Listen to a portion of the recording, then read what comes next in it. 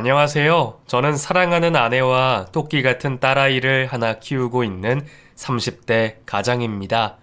지금 제 모습은 보통의 평범한 대한민국 30대 남자의 모습 같지만 사실 저의 과거는 보통의 남자들과는 거리가 상당히 멀어요. 그 과거 때문에 한때는 나쁜 생각을 했을 정도로 아주 힘든 시간들도 있었죠. 이렇게 살아서 뭐하나, 허무하다, 이런 생각이 한번 들기 시작하니 쉽게 벗어날 수가 없더라고요. 그런 와중에 저에게 다시 살아갈 희망을 준 건 돈이었어요. 돈이 저를 다시 살게 해주고 남들처럼 번듯한 남자가 되게도 해주고 복수도 할 수 있게 해줬죠. 나를 다시 살게 한 돈 이야기로 지나간 저의 인생 얘기를 한번 해보겠습니다. 저는 어릴 때 너무 가난하게 컸어요. 결혼 후 한 번도 집에 생활비를 가져온 적이 없는 아버지와 그 사이에서 태어난 두 아이를 책임지며 자신의 청춘을 모두 가장 노릇하는 데 쓰신 어머니. 정상적이지 않은 가정 속에서 자란 누나와 저는 가난 때문에 늘 포기하는 삶을 살았어요. 엄마, 이번 주까지 수학여행비 내야 한다는데. 그래? 그거 얼마라고 했지? 다음 주는 돼야 월급 받는데. 우선 알았어. 가불이라도 받아와야겠다. 엄마, 나도 참고서 사야 하는데. 참고서? 지난번에 사지 않았어? 그건 1학기잖아. 이거는 2학기고. 알았어. 공부하는 아이 둘 밑에서 이것저것 들어가는 돈이 꾸준히 들었고, 돈 얘기를 할 때마다 저는 눈치 아닌 눈치를 봐야 했어요. 아니, 저뿐 아니라 누나도 마찬가지였죠. 학교를 다니는 것조차 엄마한테 부담이 되는 것 같아 죄책감이 드는 이상한 상황이었어요. 잘못한 게 없는데도 잘못한 느낌이 들었기에 학교를 안 가겠다고 한 적도 있어요. 모두 엄마를 도와주기 위해 그런 건데 그 말을 한 날에 정말 비 오는 날 먼지 나듯이 엄마한테 맞았어요. 이놈의 자식, 학교를 안 간다니? 그게 엄마한테 할 소리야? 엄마가 왜 이렇게 사는데? 다 너희 제대로 키우고 싶어서 용 쓰는 거 안 보여? 어? 학교 안 가고 졸업도 못하면 나중에 어떡하려고? 네 아빠처럼 그렇게 살고 싶어? 그러니까 안 간다고. 나랑 누나 때문에 엄마 이렇게 사는 거라며. 그래서 그렇게 살지 말라고 학교 안 간다는데 왜 성질 내냐고. 저는 원래 수줍음을 많이 타서 제 얘기를 잘 안 하는 아이였거든요. 그런데 엄마한테 그렇게 달려드니 엄마가 너무 놀라시더라고요. 저 딴에는 엄마 생각해서 꺼낸 말인데 왜 그런 말을 하는지 물어보지도 않고 대뜸 회초리부터 드는 엄마가 원망스러워서 나도 모르게 튀어나간 소리였어요. 엄마는 제 말에 놀라시곤 이내 눈물을 흘리시더라고요. 그 모습에 당황해서 집 밖으로 뛰쳐나갔어요. 이제 와서 그날을 회상해보면 엄마도 많이 힘드셨을 거라는 생각이 들지만 그때는 엄마를 모두 다 이해할 수 없는 어린 나이였어요. 그러니 내 부모를 원망하는 마음만 가슴속에 가득했죠. 하루하루 웃을 일 없는 그런 일상에 부모님은 하루가 멀다 하고 부부싸움을 하셨고 그러고 나면 아버지는 한동안 집에 들어오지 않으셨어요. 한창 감수성이 예민할 사춘기 시절, 숨을 쉬면서 살아있는 게 고통이라는 생각마저 드는 그런 시절. 정말 집을 벗어나고 싶었어요. 동네에 힘 좀 쓰는 형들이 있어서 그 형들을 따라갈까 하는 고민도 수백 번 했죠. 그런데 행동으로 하지 않았던 이유는 엄마가 우는 게 싫었어요. 내가 보태지 않아도 우는 날이 많은데 그 눈물의 이유가 내가 되는 게 싫었거든요. 그래서 고등학교를 졸업할 때까지 얌전히 생활을 했어요. 공부에 관심도 없고 소질도 없던 저와 달리 누나는 꽤 착실히 공부를 했어요. 반에서 성적이 늘 상위권에 있었고 그 성적을 유지하기 위해 책을 옆에 끼고 살았죠. 밤에 가족이 다들 잠든 시간에도 혼자 스탠드를 켜고 공부를 했고 그러다가 코피를 쏟았는지 책상 위에 피 묻은 휴지도 종종 보였고요. 알아서 잘하는 누나한테 엄마는 늘 고맙다고 했고, 누나는 덤덤하게 괜찮아 라고 일관했었어요. 한눈 안 팔고 공부만 매진했던 누나는 고등학교를 졸업하고 대학교도 전액 장학금으로 가더군요. 물론 전액을 위해 대학교 등급을 조금 낮춰서 가기도 했고요. 원래 목표하던 곳을 못 갔지만 기숙사가 딸린 대학으로 가면서 누나가 한 말이 생각나요. 나 이 집 벗어나려고 그렇게 기를 쓰고 공부한 거야. 그래서 지금 너무 좋아. 나는 엄마랑 다르게 살 거야. 나는 엄마처럼 안 살아. 누나의 말에 엄마는 아무 말씀도 않으셨어요. 한마디도 없이 누나를 쳐다보던 엄마는 왠지 많이 슬픈 표정이셨죠. 제가 그 입장이었다면 화를 냈을 것도 같은데 엄마는 그러지 않으시더군요. 한참을 그러시다가 꺼낸 한마디는 그래, 혜진이 너는 엄마처럼 살지 마. 알았지? 이게 다였어요. 그렇게 말하는 엄마를 쳐다보는 누나의 표정은 여전히 차가웠고요. 우리 가족이 이렇게 된 데 가장 큰 몫을 한 사람은 아버지셨어요. 근데도 아버지는 아무런 죄책감을 느끼지 못하셨죠. 집에 가져다 주지 않는 월급으로 뭘 하셨겠어요? 20년이 넘는 시간 동안 자기 혼자 하고 싶은 거 다 하면서 가족은 등한시한 사람이니 오히려 죄책감을 가지는 게 더 이상하겠죠? 가족이었지만 물과 기름처럼 그런 가족이었어요, 저희는. 누나가 기숙사로 떠나고 고등학생인 저만 남은 상황. 그래도 입이 하나 줄었다고 엄마는 조금 여유로워지셨어요. 누나가 공부로 그나마 잘 돼서 나갔기에 엄마도 넌지시 저에게 말씀을 하시더라고요. 이제라도 정신 차리고 공부해보라고요. 누나를 보면 저도 나쁜 머리는 아닌 것 같다고요.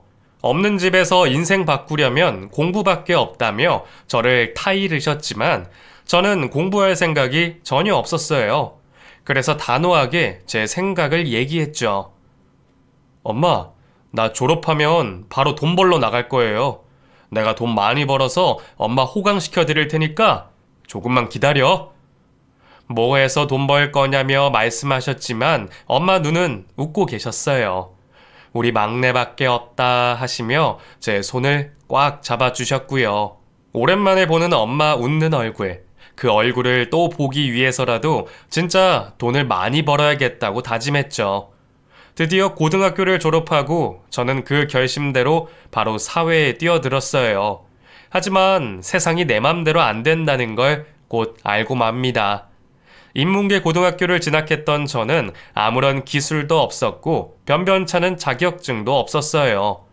능력이 없으면 공장에라도 들어가서 일하면 됐는데 공장에 취직할 생각은 못하고 동네 형들 따라다니면서 잡일들을 하며 푼돈벌이를 시작해요. 얼마 되지도 않는 돈을 벌면서도 처음으로 벌어본 돈이 얼마나 크게 느껴졌는지 모릅니다. 엄마는 막내가 그렇게라도 가게에 보탬이 되려 하는 노력을 정말 고마워하셨어요. 그러면서도 계속 재수해보는 게 어떻겠냐고 권하긴 하셨지만 슬쩍 떠보시고는 제가 싫다고 하면 더는 강요하지 않으셨죠.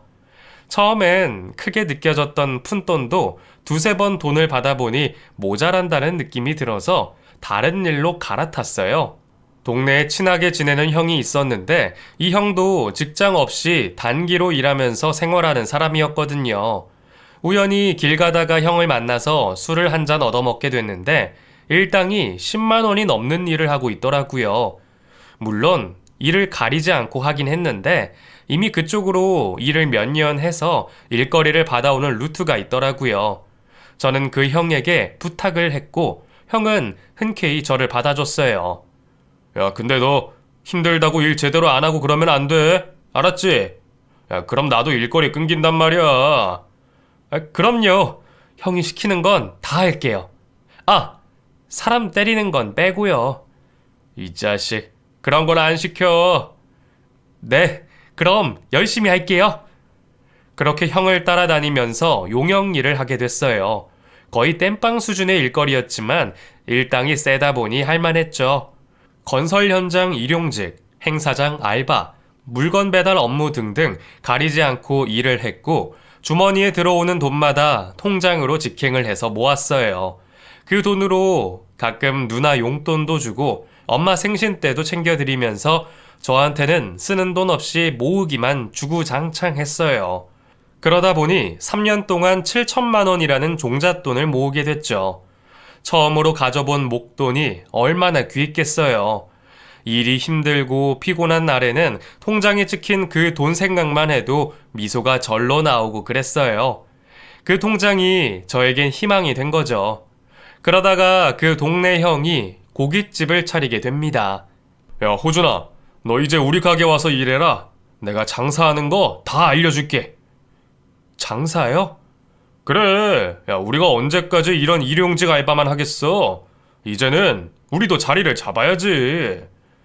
저보다 10살이나 많았던 형은 그동안 온갖 일을 다 해봤다고 하더라고요. 결국 돈을 벌려면 자기 장사를 해야 한다면서 저더러 같이 하자고 했고 3년간 따라다니면서 배울 점이 많았던 저는 흔쾌히 형의 가게에서 일을 하기로 했죠. 형은 야식을 전문으로 하는 고깃집을 차렸는데 배달 위주로 장사를 할 거라고 했어요. 돈을 벌려면 홀도 있고 좀 번듯하게 해야 되는 거 아니냐고 물었더니 규모가 클수록 유지비가 많이 든다면서 괜히 허울만 좋을 수도 있다더라고요. 그래서 저희는 야간에 배달을 전문으로 하는 식당을 열었어요. 음식 장사가 왜 손이 많이 가잖아요. 그리고 배달 전문이라도 음식 맛이 있어야 한다며 형은 제법 진심으로 요리를 했고요. 근데 형이 말한 대로 음식 맛이 있으니 장사가 제법 잘 됐어요. 배달 전문이라 직원도 저와 배달하는 친구 딱 2명만 데리고 했으니 인건비도 많이 안 들고요. 거기서 진짜 많이 배웠어요. 제가 평생을 먹고 살아가는데 필요한 기술을 그 형한테 다 배웠다고 해도 과언이 아니었죠. 게다가 형은 3년 정도 그 일을 하고는 그동안 번 돈으로 필리핀으로 떠났는데 그러면서 가게를 저에게 넘겨주고 갔어요. 물가가 10배나 싼 그곳에 가서 제대로 장사를 해보겠다며 겁도 없이 타국으로 떠났죠. 형이랑 헤어질 때 얼마나 울었는지 모릅니다. 마치 친형처럼 따랐던 사이였기에 헤어짐이 너무 아쉬웠어요. 형은 혼자서도 가게 운영 잘 할 거라며 응원을 해주고는 그렇게 떠나버렸어요. 그렇게 타이로 23살에 장사를 처음 시작하게 됐어요.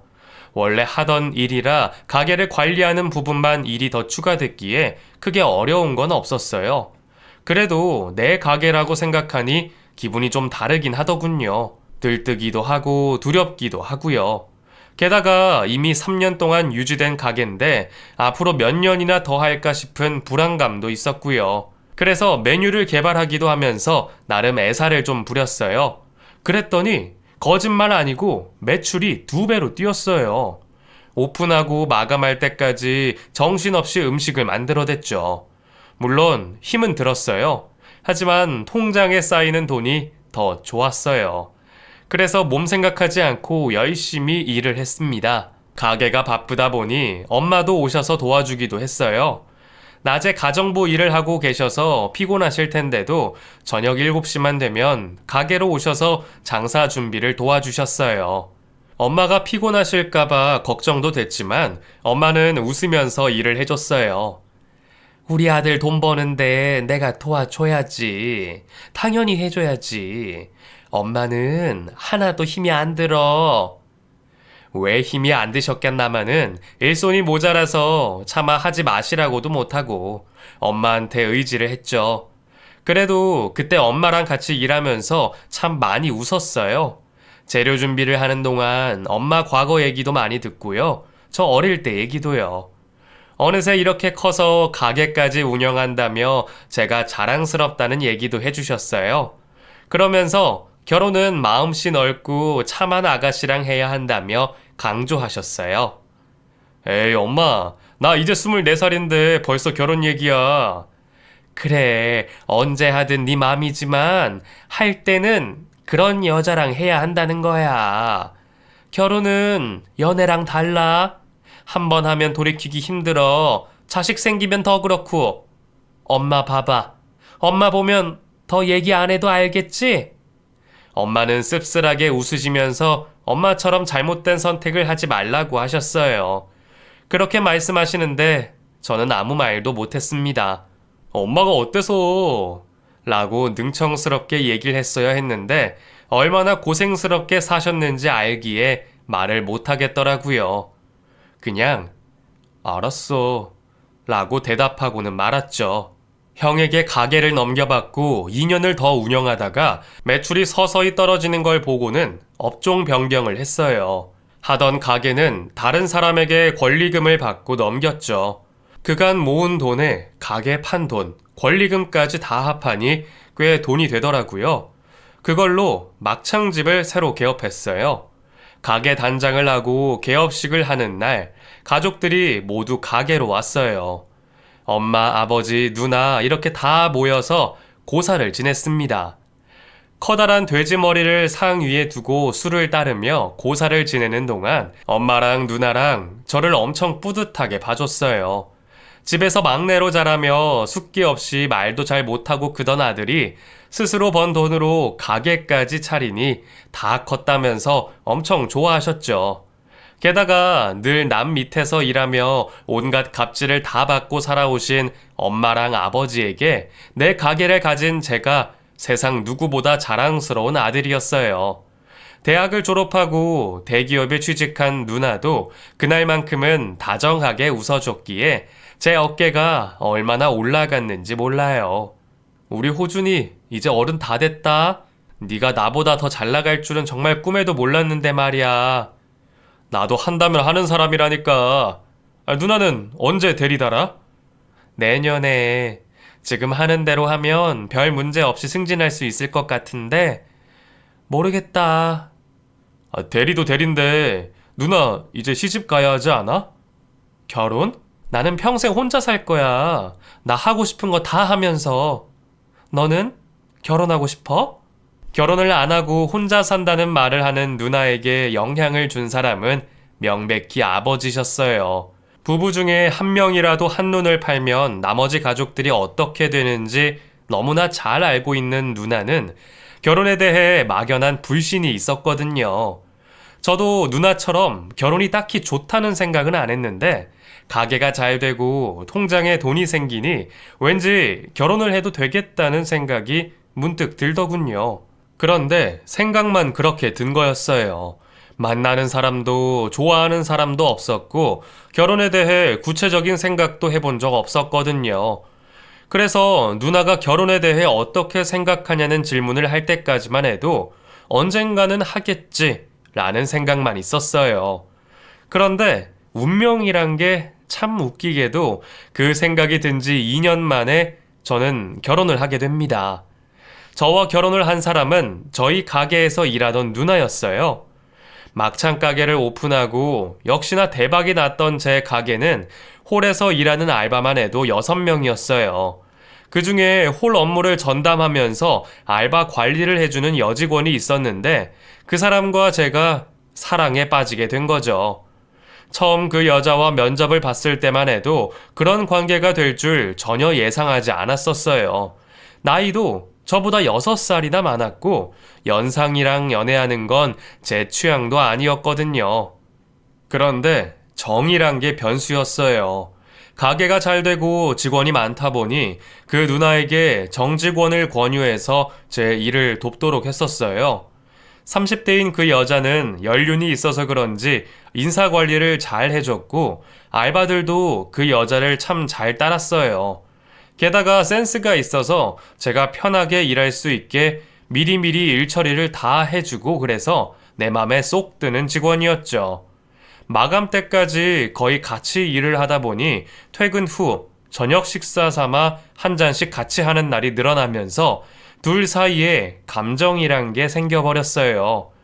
그러다 같이 일한 지 6개월 만에 저희는 연인이 됐고요. 그 여자는 제가 몇 번째인지 모르겠지만 저는 그 여자가 첫사랑이었거든요. 처음이라는 게 그렇게 강렬할 줄은 정말 전혀 몰랐어요. 그렇다 보니 저는 그 여자에게 속절없이 빠져버렸고 제 인생의 전부가 되어버렸어요. 이제와 가만 생각해보면 왜 그렇게 빠져버렸는지 모르겠어요. 남들보다 특별히 예쁘게 생긴 것도 아니고 돈이 많은 여자도 아니었고요. 너무나 평범한 여자였는데 딱 하나 특별한 게 있었어요.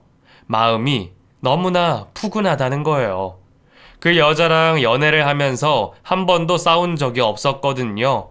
싸울 거리가 있어도 모두 얘기로 풀어낼 수 있는 노련함이 있었어요. 그렇다 보니 그 여자와 있으면 제 마음이 편해지는 거죠.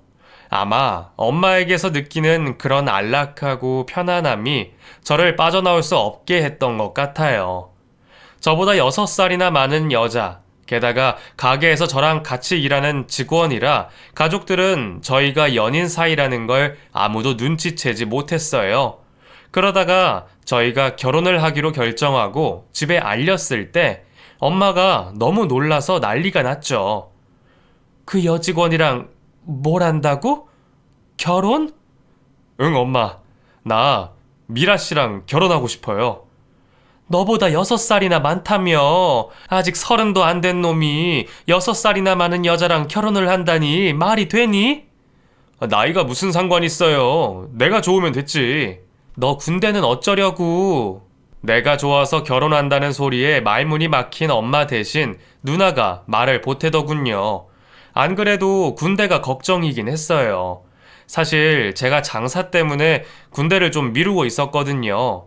그런데 더 이상 사유가 안 돼서 이번에는 입대를 해야 하는 상황이었죠. 군대도 가야 하는데 무슨 결혼이야. 정말 그 여자랑 하고 싶으면 제대하고 난 뒤에 해. 누나 말도 일리가 있었어요. 그리고 그렇게 하는 게 수순이었고요. 그런데 그 여자는 불안하다면서 결혼을 하고 군대를 가라고 저를 설득하더군요. 아무래도 결혼이라는 제약이 있으면 저도 안심이 되고 그 여자도 안심이 될 거라면서 얘기하는데 묘하게 그 말에 설득이 되고 말았어요. 결국 저는 엄마와 누나가 반대하는 결혼을 입대 전에 해버립니다. 당시 저는 그 여자와의 핑크빛 미래에 들떠 있었어요. 결혼은 로망이 아니라 현실이라는 걸 크면서 다 알아놓고 멍청하게 나는 다를 거라고 생각하고 만 겁니다. 아니, 나는 다른 게 아니라 그 여자와의 결혼 생활은 다를 거라고 착각을 하고 있었던 거죠. 제가 그렇게 생각을 하게 된 건 그 여자의 새치 현올림의 영향이 컸고요. 이미 머리가 굵어버린 아들의 결정을 엄마가 업기는 역부족이었어요. 누나도 마찬가지였고요. 가족이라는 이름으로 저에게 정말 많은 충고를 해줬지만 이미 귀와 눈이 멀어버린 저는 그 말들을 귀담아 듣지 않았고 결혼 때문에 신혼집으로 아파트도 장만하고 입대하기 전 가게도 그 여자에게 맡기고 맙니다. 지금 돌아보면 고양이에게 생선을 맡긴 꼴이나 다름없는 모양새지만 당시에는 전혀 몰랐어요. 내 아내가 고양이일 줄은 손톱만큼도 의심하지 않았습니다. 결혼한 지 얼마 되지 않은 신혼부부를 강제로 떨어뜨린 군대는 사랑하는 사람을 향한 그리움 때문에 더 혹독했어요. 낮 동안 고된 훈련을 마치고 잠자리에 들면 머리를 대자마자 골아 떨어져야 했지만 그 그리움 때문에 쉽게 잠들지는 못했어요. 그럴 때마다 그리운 일을 떠올리며 잠들었고 눈 뜨면 아내 얼굴부터 생각했었어요.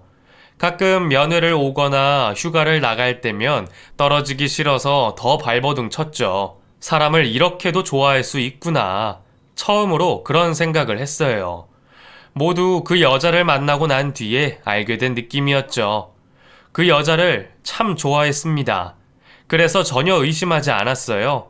그 여자도 나와 같을 거라고 참 순진하게 믿었던 거죠. 이제 4일만 있으면 제대니까 며칠만 기다려, 자기야. 그럼 이제 드디어 우리 신혼을 제대로 즐길 수 있겠다. 그치? 말년 휴가를 나오고 복귀 전날 저희는 앞으로 우리 미래에 대해서 도란도란 얘기를 나눴어요. 아이는 몇 명을 낳을까? 막창 가게 매출이 점점 떨어지고 있었기에 또 어떤 장사를 해볼까? 여행은 어디로 갈까? 등등 서로 원하는 걸 하나씩 얘기하며 행복한 상상을 했죠. 제가 바라는 우리 가정을 얘기하면서 진짜 그렇게 이루어질 것 같다는 생각을 했어요. 그리고 그렇게 만들 자신도 있었고요. 저를 보면 해맑게 웃어주는 얼굴을 보면서 저와 같은 생각을 한다고 믿어 의심치 않았죠. 하지만 그 믿음은 제가 제대하는 날 깨진 유리컵처럼 산산조각이 나고 말았어요. 제대를 하자마자 저는 아내에게 전화를 걸었어요. 저는 제대하는 날 저를 데리러 올 줄 알았거든요. 약속을 한 건 아니었지만 혼자 은근 기대하고 있었는데 오지 않았더라고요. 저는 바로 핸드폰으로 전화를 했고 제대 소식을 전할 생각에 들떠 있었어요. 그런데 전화기가 꺼져 있다는 안내음만 나오고 도무지 전화 연결이 안 되는 겁니다. 너무 이상했어요. 그래서 가게로 전화를 걸어봤죠. 사장님 오늘 안 나오셨는데요? 그 여자를 찾았지만 오늘 나오지 않았다는 소리를 하더군요. 저는 혹시나 무슨 사고라도 났을까 싶어서 급하게 집으로 갔어요. 점심시간이 훌쩍 지났지만 밥을 챙겨 먹을 생각도 못하고 정신없이 집으로 갔죠. 그리고 가는 도중에도 계속 전화를 걸었지만 여전히 꺼져 있었고 어머니도 그녀의 행방을 모르고 있었어요. 집에 도착해 도어락의 비밀번호를 눌렀습니다. 그런데 이게 웬일일까요? 도어락 비밀번호가 맞지 않다는 거죠. 정말 하루 종일 이상한 일들 투성이었어요. 도어락 비밀번호를 몇 번이나 눌렀고 결국 경보음이 울리는 지경까지 됐어요. 경비실에서 사람이 왔더군요. 아니 지금 남의 집에서 뭐 하고 있습니까? 남의 집이라뇨? 여기 제 집인데. 자기 집이라면서 도어락 경보는 왜 울리게 해요? 제 대답에 이상한 걸 느낀 경비 아저씨는 곧장 관리실로 전화를 걸었고 확인을 해보니 저희 집이 어제 아침 이사를 갔다는 겁니다.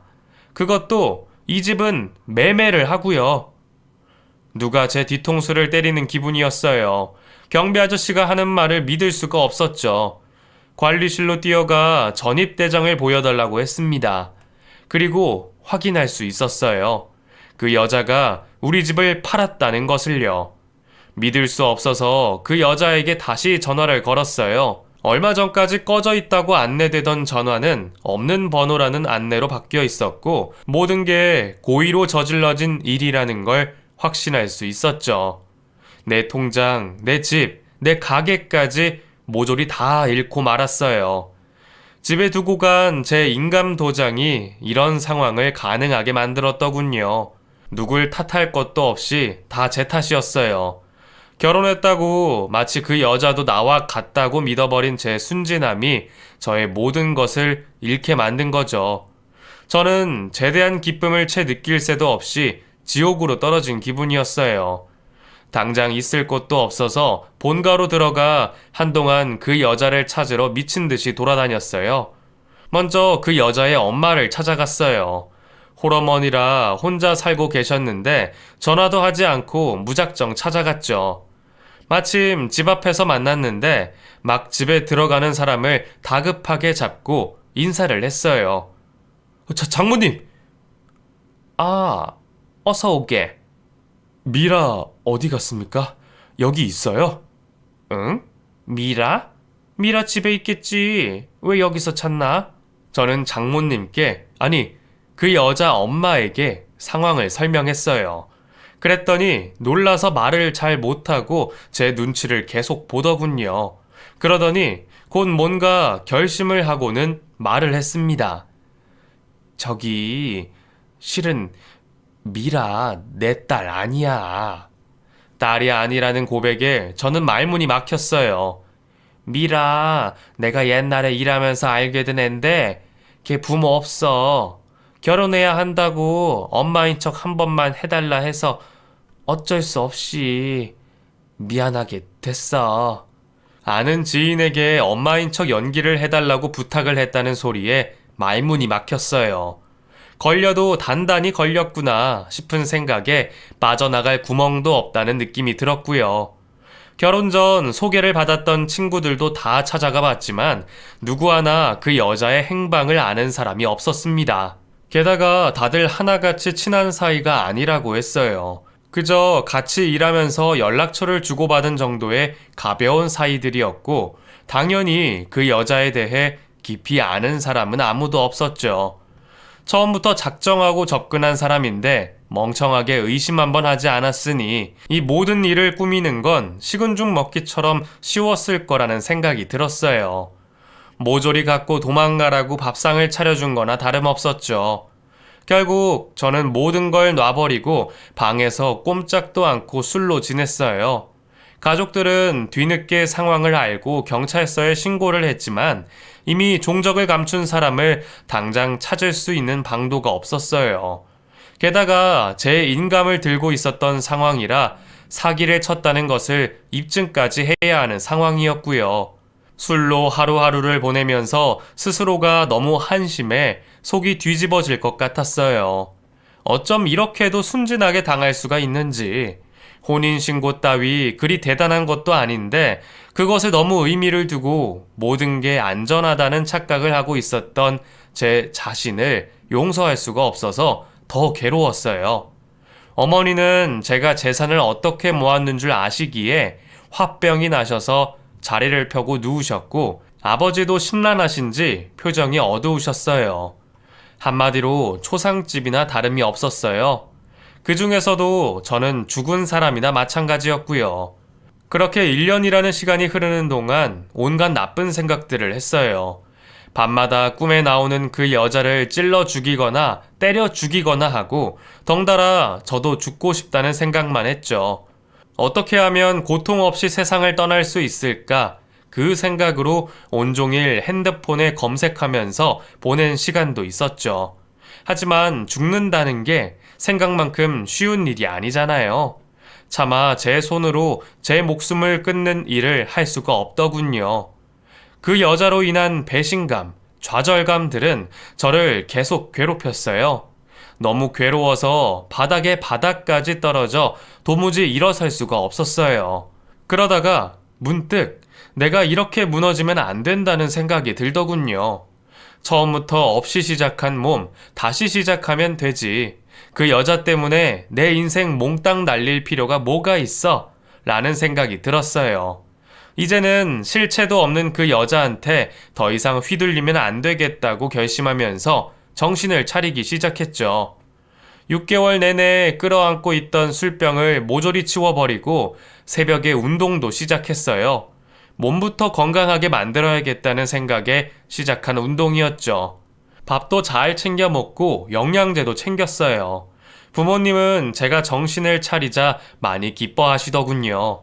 돈을 다 잃어 속은 상했지만 제가 모든 걸 놓을까봐 늘 노심초사하셨다면서 그까짓 돈이랑 여자 세상에 널렸다면서 다시 시작해보자고 하셨어요. 그 순간 제 곁에 부모님이 계시다는 게 어찌나 감사했는지 모릅니다. 제가 살고 죽는 걸 어느 누가 이렇게까지 걱정해 줄까 하는 생각에 부모님의 존재가 너무 크게 느껴졌어요. 그리고 누나도 저에게 큰 힘을 줬죠. 이걸로 가게 다시 시작해봐. 이거 뭐야? 내 적금 통장. 누나는 5년 동안 아끼며 모은 적금 통장을 망설임 없이 내줬습니다. 저는 바로 받을 수 없다고 했고 누나는 그런 저에게 단호하게 말을 했어요. 나 엄마 아빠 모실 생각 없어. 그러니까 이 돈은 동생인 네가 부모님 모시고 살 것에 대한 값이야. 이걸로 무조건 다시 돈 벌어. 그리고 제대로 해서 네가 부모님 모셔. 이 돈 안 줘도 내가 모실 거라고 했지만 누나는 막무가내였어요. 대신 꼭 다시 재기해야 한다고. 이 돈으로 허튼 짓 하면 가만히 안 둘 거라며 엄포도 놓더군요. 누나는 어릴 때부터 참 차가운 사람이었어요. 말도 늘 바른 말만 해서 엄마가 서운해한 적도 여러 번이었죠. 저에게도 다정한 누나는 아니었는데 그 차가운 사람의 이면에 가족을 위해 아끼지 않는 마음이 너무 고마웠어요. 그리고 꼭 다시 일어설 거라고 저 스스로에게 한 번 더 기합을 넣을 수도 있었죠. 누나가 마련해준 돈은 1억이었어요. 그걸로 다시 장사를 시작하는 데는 충분했고 저는 다시 막창 가게를 오픈하면서 제대로 준비를 했습니다. 그 와중에 예전에 저에게 야간 배달 가게를 넘겨줬던 동네 형이 연락이 왔어요. 당시 필리핀으로 간다던 형은 거기서 하던 사업을 다 정리하고 한국으로 돌아온다고 했고 저에게 동업을 제안했습니다. 나 체인 사업 구상하고 있는데 호준아 같이 하자. 체인 사업? 나 지금 막창 가게 오픈하려고 준비하고 있는데. 아 그랬어? 야, 잘 됐네. 야 막창은 없고 이번엔 태국 음식 해보자.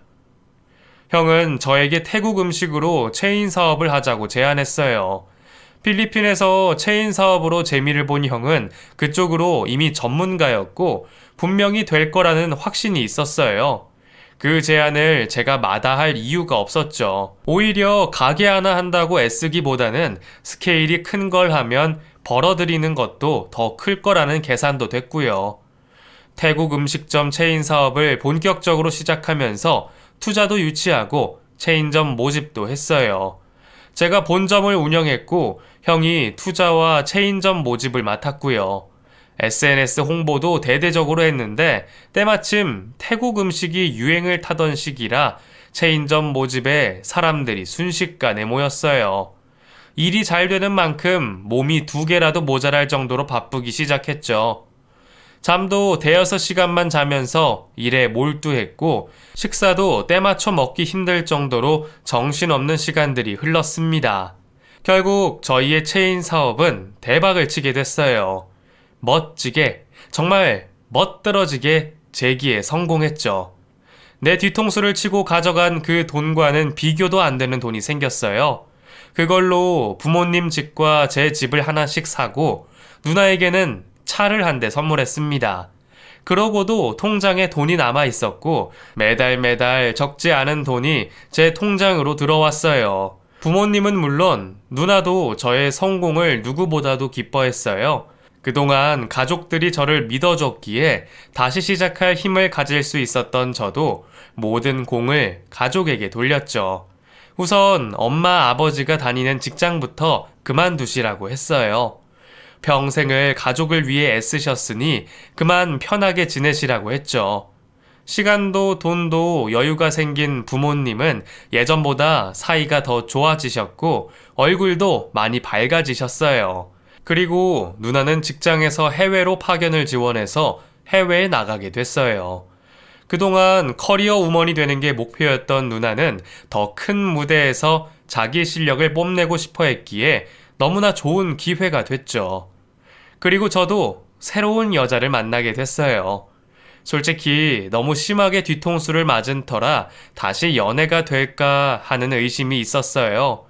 그런데 다시 만나게 된 여자는 신원이 아주 확실했기에 믿을 수가 있었죠. 바로 저와 동업을 하는 은인 같은 형의 여동생이었거든요. 첫 번째 결혼 때와 마찬가지로 같이 일을 하면서 그 사람을 다시 보게 됐어요. 어릴 때 같이 어울린 적도 있었던 그녀였기에 편하게 시작된 관계가 어느새 무르익어 연애까지 하게 됐거든요. 볼수록 사람이 진국이었고 진솔했어요. 그래서 오히려 쉽게 마음을 줄 수가 있었죠. 저희는 2년간 연애를 했고 저의 프로포즈로 결혼을 하게 됐어요. 물론 전 부인과는 이혼 소송으로 이혼이 성사된 상황이었고 그녀에게 실패한 결혼 생활에 대해 숨기는 것 없이 모두 밝히고 결혼을 했죠. 아내는 저의 과거를 자신의 일처럼 마음 아파했어요. 함께 울어주기도 하는 그녀를 보며 이제야 진짜 짝을 얻었구나 싶더군요. 결혼을 하자마자 저희에게는 아이가 생겼고 이듬해 저는 세상에서 가장 사랑스러운 아이의 아빠가 됐어요. 그렇게 저는 제 인생의 완벽한 가정을 다시 만들 수 있었죠. 하던 체인 사업도 잘 되고 아이도 건강하게 쑥쑥 자라서 너무나 행복한 가정을 만들고 있을 때 뜬금없이 반갑지 않은 손님이 나타납니다. 바로 왼수 같은 전 부인이었죠. 외근을 갔다가 사무실에 들어왔더니 떡하니 손님용 소파에 앉아서 저를 맞이하더군요. 정신이 오락가락 하나 봐. 감히 내 앞에 얼굴 내미고 나타날 생각을 다하고. 여보라니. 말 조심해. 지금 당장 경찰 불러서 끌려나가게 할 수도 있어. 그때는 내가 미안했어요. 우리 아이를 봐서라도 제발 날 용서해줘. 그 여자는 웬 아이를 하나 데리고 왔는데 갑자기 저더러 그 아이 아빠라고 하더군요. 물론 저는 그 말을 믿지 않았죠. 결혼할 때 저에게 소개시킨 모든 사람이 다 거짓이었는데 제가 그 아이 아빠라는 말을 곧이곧대로 믿었겠어요. 내 아이라고? 내가 그 말을 순순히 믿을 것 같아? 믿지 않아도 사실이야. 그때 그렇게 당신을 떠날 수밖에 없었던 이유가 있었다고. 갑자기 눈물을 흘리며 제 앞에서 무릎을 꿇는 여자. 그러면서 제 바짓가랑이를 잡으며 헛소리를 짓거리기 시작했어요. 당시에 협박을 당하고 있었어. 내가 사채가 있었는데 사채업자들이 돈을 안 갚으면 나를 술집에 팔아 넘긴다잖아. 그런데 뱃속에는 아이가 있었고 당신은 내가 치가 떨리겠지만 그게 내가 할 수 있는 최선이었어. 질질 짜면서 상황을 설명했지만 저는 하나도 믿지 않았어요. 얘, 당신 아이 맞아. 얼굴이 이렇게 똑같은데 아니라고 할 수 있어? 아이 이름 지연이야. 당신 성을 따서 임지연. 아이는 저를 초롱초롱한 눈으로 쳐다봤고 안녕하세요 아빠 라고 했습니다. 혼란스러운 상황에 저는 구역질이 날 것 같았어요. 내 스스로 목숨까지 끊을 생각을 하게 했던 여자가 내 아이를 혼자 낳았다면서 데리고 나타난 상황이 정말 현실감이 없더군요. 저는 바쁘다고 하면서 그 여자를 일단 보냈어요. 그리고 그 아이가 마셨던 주스잔을 챙겨서 친자 검사를 의뢰했죠. 검사 결과가 나오는 동안에 정말 별의별 생각이 다 들더군요. 정말 내 아이가 맞아도 문제, 아니라도 문제였어요. 다시 나타나 저를 이렇게 뒤흔드는 그 여자가 정말이지 원망스러웠어요. 피가 마르는 시간이 흘러 드디어 의뢰한 검사 결과가 나왔고 결과는 당연히 친자가 아니다 였어요. 저는 그동안 저 깊숙이 묻어둔 분노가 머리 끝까지 차오르는 걸 느꼈어요. 그 여자에게 만나자고 했습니다. 그리고 다시 만났을 때 사정없이 따귀를 날렸어요. 아! 저보다 약한 여자였지만 그동안 모든 걸 참아준 저를 위해 따귀 한 대를 때려야겠더군요. 내가 그렇게 만만해? 그동안 연락 한 통 없이 잠적해 있다가 갑자기 나타나서 내 아이라고 하면 좋다 하고 받아줄 줄 알았어? 너 실수한 거야, 어?